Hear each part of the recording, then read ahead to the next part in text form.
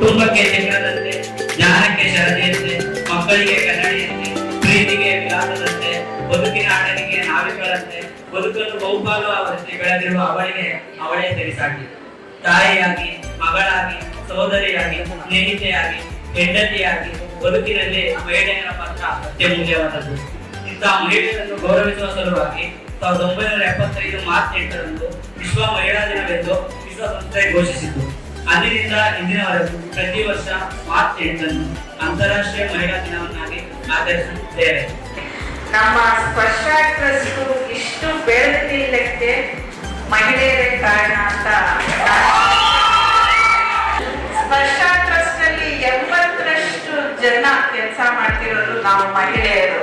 So ಅದ್ರದ್ದು ಶ್ರೇಷ್ಠ 80% ನಮಗ್ ಬರ್ಬೇಕು. ಎಲ್ಲ 100ಕ್ಕೆ 100% ಮಹಿಳೆಯರೇ ಇರೋದು. ಸೊ ನಿಮ್ಮ ಕ್ರಿಯೇಟಿವಿಟಿ, ನಿಮ್ಮ ಕಮಿಟ್ಮೆಂಟು ಇದನ್ನ ನೋಡಿದಾಗ ನಮ್ಗೂ ಪ್ರತಿದಿನ ಒಂದು ಹುಮ್ಮಸ್ಸು, ನಾವು ಏನಾದ್ರು ಮಾಡಬೇಕು. ಕಾಂಪಿಟೇಷನ್ ಆಗ್ಬಿಟ್ಟಿದ್ದೀರಾ ನೀವು ನಮ್ಗೆ ಇವಾಗ.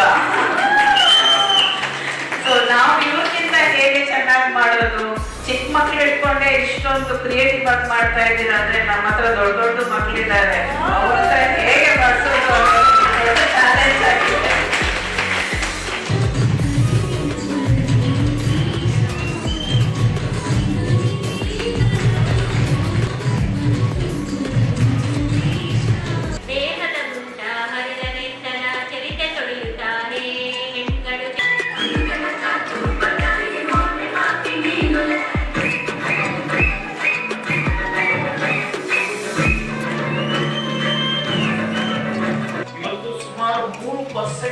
ಮಹಿಳೆಯರ ಭಾಗವಹಿಸಿಕೆ ಕೆಲಸದಲ್ಲಿ 3% ಎಷ್ಟೋ ಲಕ್ಷ ಜನ ಮಹಿಳೆಯರು ಕೆಲಸಕ್ಕೆ ಹೋಗಿ ಒಂದು ಕಾರ್ಯಕ್ರಮ ಅನುಭವವಾಗಿದೆ.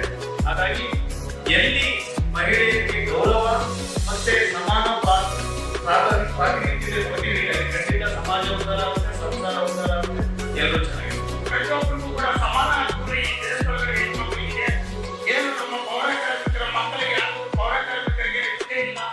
ಆ ಪೌರ ಕಾರ್ಮಿಕರ ಮಕ್ಕಳಿಗೆ ವಿಜ್ಞಾನ ಕೊಟ್ಟು ಒಳ್ಳೆ ಭವಿಷ್ಯವನ್ನು ಕೊಡಬೇಕಂತ ಹೇಳಿ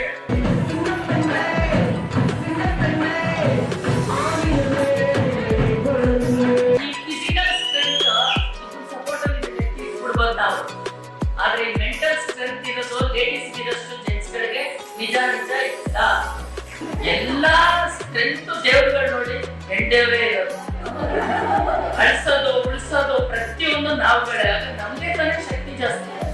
ಪ್ರತಿ ಹೆಣ್ಣು ಅಷ್ಟೇ ಒಂದು ಮನೆಯ ಕಣ್ಣು, ಮತ್ತೆ ದೇಶಕ್ಕೆ ಒಂದು ಸ್ಟ್ರೆಂತ್ ಶಕ್ತಿ ಅಂತ ನಾವು ಹೇಳ್ತೀವಿ. ನಮ್ಮ ಉದ್ದೇಶ ಮುಂದೆ ನಾವೇನಾಗಿದ್ವು ಆ ತರ ನಮ್ಮ ಮಕ್ಕಳು ಆಗ್ಬಾರ್ದು ಅಂತಾನೆ ನಾವೆಲ್ಲ ಮಾಡ್ತಾ ಇದ್ರು. ಹಾಗೆ ಕೆಲವು ತಾಯಿ ಅಂದ್ರೆ ನಮ್ಮ ಮಕ್ಕಳು ಇಂಗ್ಲಿಷ್ ಅಲ್ಲಿ ಮಾತಾಡ್ತಾ ಇದ್ದಾರೆ. ಸೊ ಅದು ತುಂಬಾ ಖುಷಿ ತರುತ್ತೆ.